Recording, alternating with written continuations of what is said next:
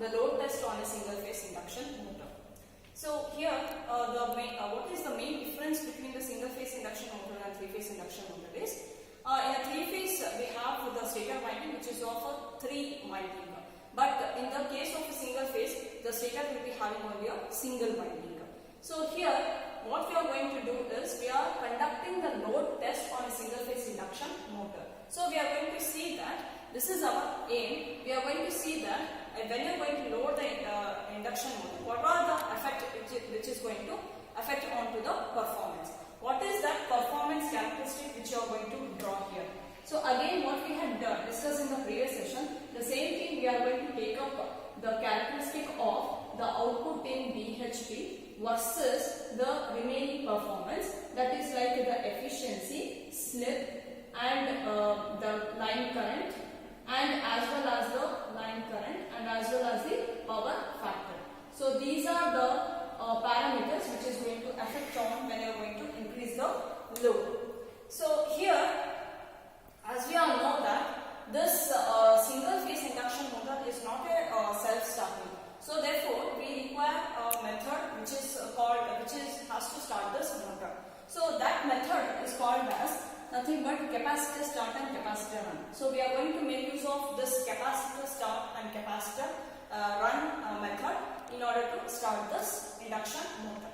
So let us see what is the nameplate rating of this machine which you are going to use. So rated output of this machine is 2 HP, rated speed is 1440 RPM and rated voltage is 230 volt, and this is the rated current of 12 ampere. Since we are going to do the load test, so we have to be very careful with this rated current because that is a maximum allowable value where we cannot load the motor beyond this current. So this is the maximum current where the machine can carry at under the normal circumstance. So now let us draw the circuit diagram. Before that you can see the apparatus which we require here is the ammeter, voltmeter, ammeter of the range 0 to 20 amps, voltmeter of the 0 to 300 volt. This is because you can see on the specifications, since the rating current is 12 amps, so we can prefer the more than that the ampere that is ammeter 0 to 20 amps. And what is the rated voltage is 230 volt, so we have to prefer the voltmeter more than that, that is 0 to 300 volt. So with the help of this we can also decide which wattmeter we are going to use. So we are going to use the UPF wattmeter itself with a range of 0 to 20 amps and 0 to 300 volt. So here we are using only one wattmeter because it is a single phase induction motor. So let us draw once again the wattmeter which is with the ML and CV connection. So since here we are going to make use of only one wattmeter, right? So this wattmeter you can write down the specifications. It is a UPF 0 to 20 amps and 0 to 300 volt. Now here we have to connect the other part of this circuit. So this L, that is a load, it will be connected to one of the ammeter. So that is of the range of 0 to 20 amps. And now we can connect this to the stator winding. So it will be consisting of a single stator winding which is nothing but a main winding. So it is denoted as a RW. This is nothing but a main winding, that is nothing but the stator main winding. And the one more winding we have to include, that is according to the capacitor start and capacitor run circuit, it will be including the one more winding that is called as an auxiliary winding. So this is the auxiliary winding. So that auxiliary winding is being denoted on the circuit as SW. So here to operate this we require the capacitor start and capacitor run. So we require the two capacitors need to be arranged in this configuration. So we are going to make use of one capacitor. So this capacitor is a capacitor start. So on the bed where you are going to do the connection, there it will be written as CS. So here as per the theoretical we are taking as CW, and it will be connected in series with the centrifugal switch. And in parallel to this capacitor there will be one more capacitor, that is a run capacitor. So this due to this arrangement we can call it as capacitor start and capacitor run method. So here when we give a supply to this circuit, to this particular thing, you can see that here the stator winding is going to produce some flux, and as well as the auxiliary winding is going to produce a flux. So these two windings are 90 degree replaced with each other. So the resultant flux which is produced by this is going to again it will be in the form of a rotating in nature. So that rotating field is going to produce a torque, due to which the rotor will starts to rotate. So let us locate that rotor which will be provided here. So this will be the rotor where it is being provided. So this rotor is being connected to the brake drum. So we can make use of the brake drum. So that brake drum where you can apply the load, so that we can perform the load test. So even this brake drum will be having the two springs, that is F1 and F2 is a spring balance where you can load the motor in terms of the kg. So this is how we can complete the other part of the circuit. Now remaining the supply side, what you are going to do here is the M is connected back to the DOL starter. So we have to make use of the DOL starter, direct online starter. So this direct online starter will be having the two terminals. One is the input side and the another one is the output side. So output part of the DOL is being connected to the rest of the circuit, and the input of this is being connected to the R phase, that is R and neutral.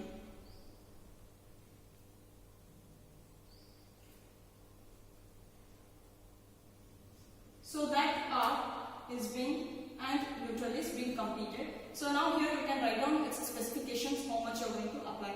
It's a single phase 230 volt AC supply. Single phase 230 volt AC supply. So we have, you can see that here which are the components we have included. So we have covered the ammeter, and we have covered the wattmeter, and as well as we have covered this capacitor start and capacitor run motor. Now we have to also connect the voltmeter. Left out with voltmeter that can be connected across this DOL starter, which is of the range of 0 to 300 volt. So this is how we can complete the circuit by making use of this apparatus which is required. Now when you are going to conduct this experiment, what is the procedure you need to follow? Here when we switch on the supply, we have to make sure that F1 and F2 is loosened, and we are going to take down the readings. If the wattmeter kicks back, we have to interchange the CIB connections and take the reading as a negative value. If not, you can take it as whatever the reading is going to provide. So wattmeter reading, current and the voltage, and the F1, F2 value will be 0. So here what is, you can see that what is the purpose of the switch which is provided here on the bed. So this is nothing but a centrifugal switch. So whenever the motor is going to pick up with around 70 to 80% of its the synchronous speed, immediately the auxiliary winding will get cut out. So it indicates that this capacitor start will get cut out, and only the capacitor run will be connected in the circuit permanently. So that is why we are going to make use of this centrifugal switch. Now in the second, so we have taken the first trial of reading as a low load. Now we are going to apply the load.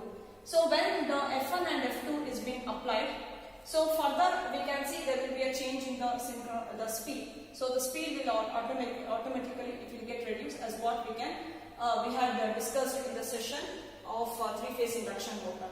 So the speed will decreases, and we have to take down the corresponding reading, wattmeter, ammeter reading, and the respective F1 and F2 value. So we are going to increase this F1 and F2 in such a way that the current ammeter should be in the steps of 1 amperes. So that can be, you can vary, you can increase it till around 10 amps, and for the each step we have to note down the corresponding meter readings. Then after that we need to unload the motor and we need to switch off the supply. Now let's move on to the setup where we are going to conduct this experiment. This is the setup where we are going to conduct the experiment for the load test on single phase induction motor, where it is written as 2 HP, 230 volt and 1440 RPM. And we are also going to make use of the wattmeter, which is of 10/20 ampere. So we require 20 amperes, so it should be connected in parallel, the plates. And also there is a provision of 3 voltage ranges, but we have to select the 300 volt since it is a single phase. And it's of UPF wattmeter. And also the DOL starter will be provided here as an input as a 2 terminals and output as a 2 terminals. And this is the voltmeter which we are going to use, and this will be the ammeter. And the capacitor start, capacitor run arrangement will be it will be there on the board. Now let's start with the connections. Here we are going to connect the R to R of the dual starter, that is the input of the dual starter, and N is connected to the input of a dual starter. So N is connected to the respective input of the dual starter. Then output of the dual starter should be connected to the M. So output of the dual starter should be connected to the M. So here what we can do is we can short the wire M and C initially. So MC will be shorted together.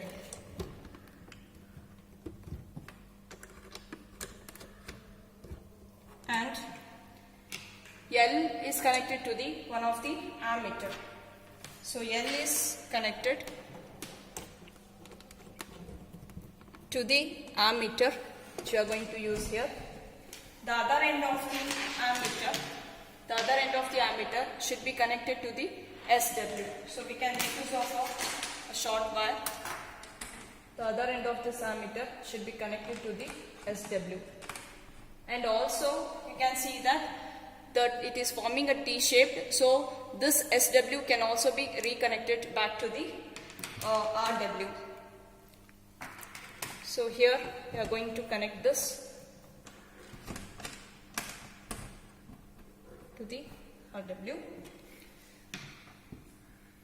The next one is the other end of the SW should be connected to the CW. Other end of the SW should be connected to the CW. And further CW should be also be connected, the one end of this, to the CR.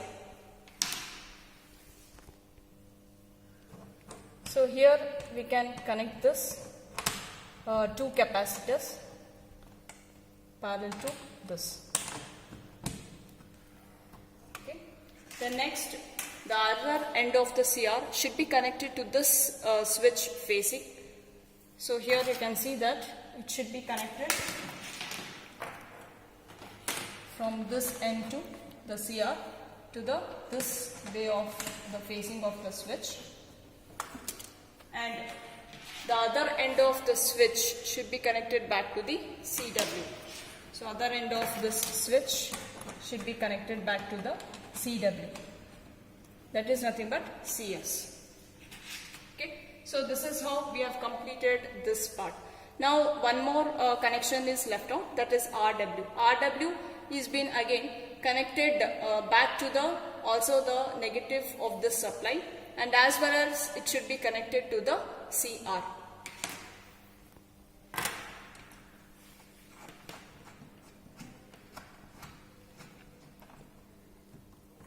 This RW, it should be connected to the one end of this switch itself.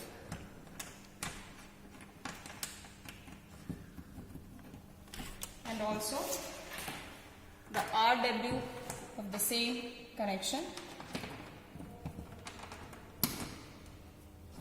should be connected back to this. So we have completed this circle, And one more thing is the V connection we have left out. So V of this wattmeter which we have to select is which volts? 300 volts. So it should be connected from 300 volts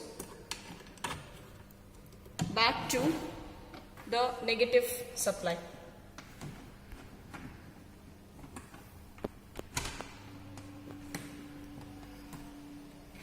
So this is how we have completed all, and we have left out with the voltmeter. So that voltmeter you can connect it across this point, that is across the dual starter, which is of the range 0 to 300 volts. So we can connect the voltmeter now, which is provided on the meter itself. We need not to take up. So voltmeter, it will be connected across the output of a DOL starter. This is what we have performed the connections. After completing the connections, let us switch on the supply and switch on the DOL starter. Now here let us take down this reading as a no load reading. So here the speed reads around 1500 and the voltage is 234 and the current is 7.34 and the wattmeter, the constant we have already calculated, it is 4.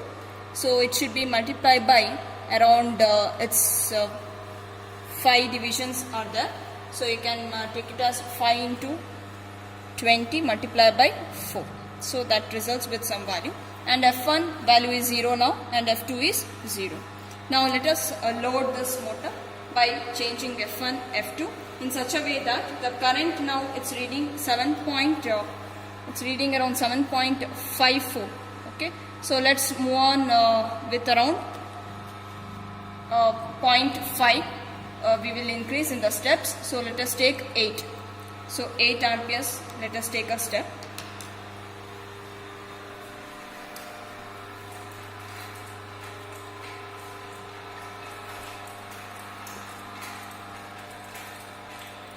We have reached to 8 amperes, and let us note down the speed, voltage and as well as the wattmeter reading. So it reads around 11 divisions are there, multiplied by 20 of each divisions, multiplied by K constant, and 234 and 1483. Let us see F1 and F2. F1 reads 6 and F2 reads 4. F2 reads 4. So now we have noted F1, F2 as 6, F2 as 4. Now let us increase the load by another 0.5 ampere as 8.5.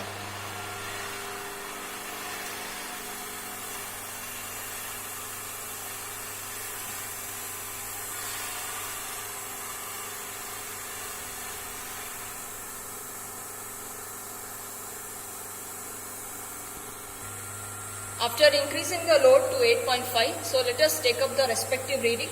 The speed reads as 1469 and the voltage is 233 and the wattmeter reading is 340 multiplied by K factor. Now let us see what will be the F1 and F2.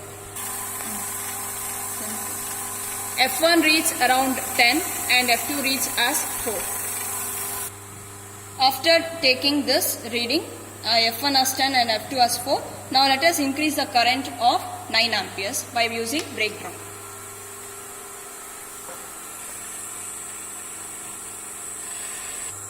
After reaching to 9 amperes, so we can take down the corresponding reading. Speed as 1461 and voltage 233 and the wattmeter as 380 multiplied by 4 factor. And also we can observe the F1 has been increased to 11 and F2 as 5 by using the brake arrangement. We can see that, and the speed is getting reduced.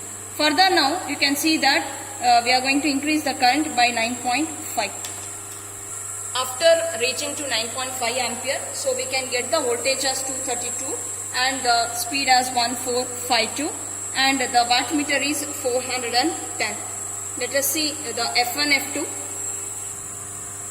F1, F2 is also reading as the same. But here what you can see the change here, the speed is getting reduced. That is what we had seen in the as per the theoretical, and further this column can be filled up by making use of the formula. So after further doing the calculation work, so let's plot the characteristics. To switch off that, again we need to unload the motor. Now after unloading the motor, switch off the supply. Now let us see that after calculations we have to plot the characteristics. After plotting the graph, we can observe the fact that is x-axis is the output in BHP and y-axis is the efficiency.